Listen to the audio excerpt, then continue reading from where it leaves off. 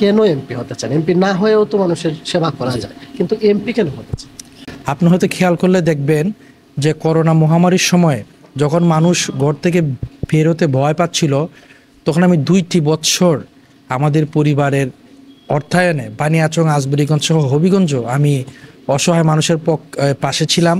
তাদেরকে খাদ্য সামগ্রী দিয়েছি। প্রায় 7,500 মানুষকে আমি 1 সপ্তাহ করে খাদ্য সামগ্রী দিয়েছি, প্রায় 2টি বছর এক নাগারে। পাশাপাশি বন্যা বলেন, শীত বলেন, সব সময় আমি চেষ্টা করি আমাদের পরিবারের পাশে থেকে দাঁড়ানোর জন্য। কিন্তু ওই সময় আমি উপলব্ধি করতে পারি যে মানুষের চাওয়া পাওয়ার যে আশা আকাঙ্ক্ষা, সেটা পারিবারিকভাবে কিন্তু সবার আকাঙ্ক্ষা পূরণ করা সম্ভব হয় না। জনপ্রতিনিধি হতে পারলে সেটা আরও ব্যাপক আকারে সম্ভব হয়। এবং আমি ব্যক্তিগতভাবে বিশ্বাস করি যে আমি সংসদ সদস্য হতে পারি, বানিয়াচং আজবেরিগঞ্জকে একটি পর্যটন নগরী হিসেবে গড়ে তুলব এবং তরুণ সমাজকে প্রাধান্য দিব, যেন তরুণ সমাজের মাধ্যমে বানিয়াচং আজবেরিগঞ্জের সমস্ত চেহারাই পাল্টে দেওয়া যায়। এখানে বিএনপির একজন শক্তিশালী প্রার্থী আছেন আমরা যতটুকু জানি, আপনি জয়ের ব্যাপারে কতটুকু আশাবাদী? দেখেন, আমি বিশ্বাস করি যে মাননীয় প্রধানমন্ত্রী শেখ হাসিনা এবার আমাকে মনোনয়ন দিবেন, কারণ উনি নিজে আমাকে বলেছেন তুমি কাজ করো, আমি তোমাকে এবার দেখব। বানিয়াচং আজবেরিগঞ্জ সংসদীয় আসন কিন্তু মানুষজন নৌকার প্রতীকে বিশ্বাসী। বিশেষ করে আপনি 1986 সালের পর থেকে কোনো সময় এখানে নৌকা কোনোভাবে হারেনি, বিপুল ভোটে জয়লাভ করেছে। তো আমার বিশ্বাস যে আমি যে তরুণ প্রজন্মকে নিয়ে কাজ করছি, পাশাপাশি আমার বাবার প্রতি মানুষের যে সমর্মিত শ্রদ্ধা রয়েছে, এবং আওয়ামী লীগের যে এটি একটা দলীয় একটি উর্বর স্থান, এই তিনের সমন্বয় ঘটলে আমি যে কোনো প্রার্থী অপেক্ষা এখানে সর্বোচ্চ ভোট পেয়ে বিজয় লাভ করবো ইনশাল্লাহ। যেহেতু আজবেরিগঞ্জ বানিয়াচং একেবারে ভাটি এলাকা, এখানে শিক্ষা দীক্ষার হার কম, যোগাযোগ ব্যবস্থা দুর্বল, স্বাস্থ্যখাত দুর্বল, শিক্ষা ব্যবস্থা দুর্বল, আপনি কোন বিষয়গুলোকে আসলে সবচেয়ে বেশি গুরুত্ব দিবেন? এবং আরেকটি কথা বলা হচ্ছে যে স্মার্ট বাংলাদেশ, আমরা ডিজিটাল অতিক্রম করে স্মার্টে গেছে এবং এই স্মার্ট বাংলাদেশে শুধুমাত্র যোগ্যরাই টিকে থাকবে, এরকম একটা কথা শোনা যাচ্ছে। নাগরিক বা তরুণ সমাজকে যোগ্য হিসেবে গড়ে তোলার জন্য আপনার আলাদা পরিকল্পনাটা আসলে কি? এখানে যারা তরুণ তরুণী রয়েছে তারা অনেক স্বপ্নবাজ, তারা অনেক মেধাবী, তারা শুধু একটা সুযোগের অপেক্ষায়।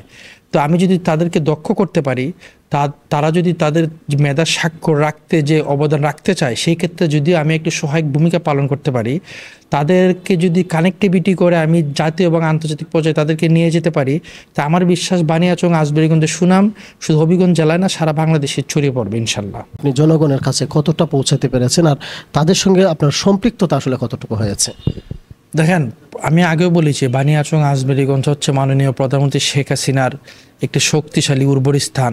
এখানে মানুষজন বঙ্গবন্ধু আদর্শে বিশ্বাসী, শেখ হাসিনা আদর্শে বিশ্বাসী। পাশাপাশি আমার জন্য যে কাজটি সহজ হয়েছে, যে আমার বাবা যে সততা আদর্শ, মানুষের মধ্যে যে শ্রদ্ধা রয়েছে আমার বাবার প্রতি, মরহুম শরীফউদ্দিন স্যারের প্রতি, তো আমি গেলেই যে শরীফউদ্দিন স্যারের সন্তান হিসেবে মানুষজন যে আমাকে ভালোবাসা দেয়, যে বিশ্বাস আমার প্রতি তারা রাখে, সেই বিশ্বাস ধরে রাখাটা হচ্ছে আমার সর্বপ্রথম কাজ।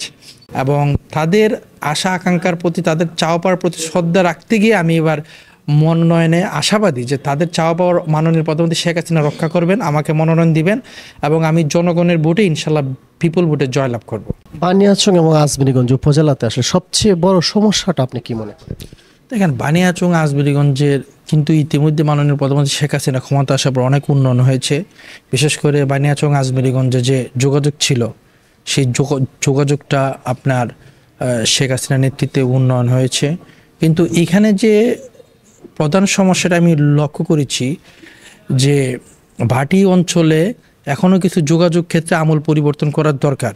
পাশাপাশি এখানে শিক্ষার হার এবং সামাজিক নিরাপত্তা হিসেবে এখানে প্রধান সুনজর দিতে হবে। এবং বানিয়াচং আজবেরিগঞ্জে কিন্তু অনেক সুন্দর একটি পর্যটন নগরী হিসেবে গড়ে তোলার একটা সুবর্ণ সুযোগ।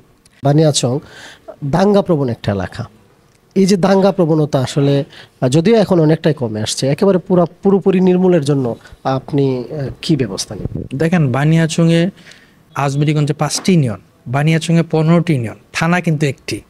তো বিশেষ করে বানিয়াচংয়ে যে 11, 12, 13, 14, 15 সেই এই বানিয়াচং সদরের থানা অবস্থিত, সেইখান থেকে প্রশাসনিকভাবে সুযোগ সুবিধাগুলা সেই দূরের ইউনিয়নগুলোতে পৌঁছাতে অনেক সময় লাগে।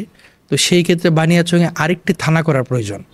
বানিয়াচংয়ে যদি 11, 12, 13, 14, 15তে আরেকটি থানা করা যায়, তারা শুধু সামাজিকভাবেই তাদের যে দাঙ্গা প্রবণতা সেটা অনেক গুণ কমে আসবে, পাশাপাশি অর্থসামাজিক ক্ষেত্রে বিপুল পরিবর্তন ঘটবে এবং তাদের জীবনমান উন্নয়ন হবে বলে আমি বিশ্বাস করি। আপনি ঢাকাতে লেখাপড়া করে আসলে সবসময় লেখাপড়া করেছেন, সেই ক্ষেত্রে আজকের যে আজমিরিগঞ্জ এবং বানিয়াচংয়ের আওয়ামী লীগের অবস্থান, যে শক্তিশালী একটা অবস্থান, এই শক্তিশালী অবস্থানের পেছনে আপনার ভূমিকা কতটুকু? দেখেন, আমি ঢাকা রিতিশন মডেল স্কুল থেকে এসএসসি, নটরডেম কলেজ থেকে এইচএসসি এবং ঢাকা বিশ্ববিদ্যালয় থেকে আমি এলএলবি এলএলএম করেছি। আমি কেন্দ্রীয় ছাত্রলীগ আইন সম্পাদক হওয়ার পর থেকে আমি বানিয়াচং আজমিরিগঞ্জের ছাত্রলীগের প্রতিটি প্রোগ্রামে এসেছি। পাশাপাশি বাংলাদেশ আওয়ামী লীগের উপকমিটির সদস্য এবং জেলা আওয়ামী লীগের আইন সম্পাদক হওয়ার পরে সবসময় আমি বানিয়াচং আজমিরিগঞ্জ উপজেলা আওয়ামী লীগের প্রায় প্রতিটি প্রোগ্রামে আসার চেষ্টা করেছি, তাদের পাশে রয়েছি। আপনি জানেন যে আমার বাবার হাত ধরেই বানিয়াচং এবং হবিগঞ্জ জেলা আওয়ামী লীগ সবসময় তারা একটি শক্তিশালী জায়গায় গিয়েছে। যদি কোনো কারণে আপনি এই বছর মনোনয়ন না পান, সেই ক্ষেত্রে আপনার অবস্থানটা কেমন হবে? যদি আমি না পাই, আমি মাননীয় প্রধানমন্ত্রী শেখ হাসিনার সিদ্ধান্তের প্রতি সবসময় আমি শ্রদ্ধাশীল ছিলাম, আছি এবং থাকব। উনি যাকে মনোনয়ন দিবেন তার পক্ষে কাজ করবো ইনশাল্লাহ।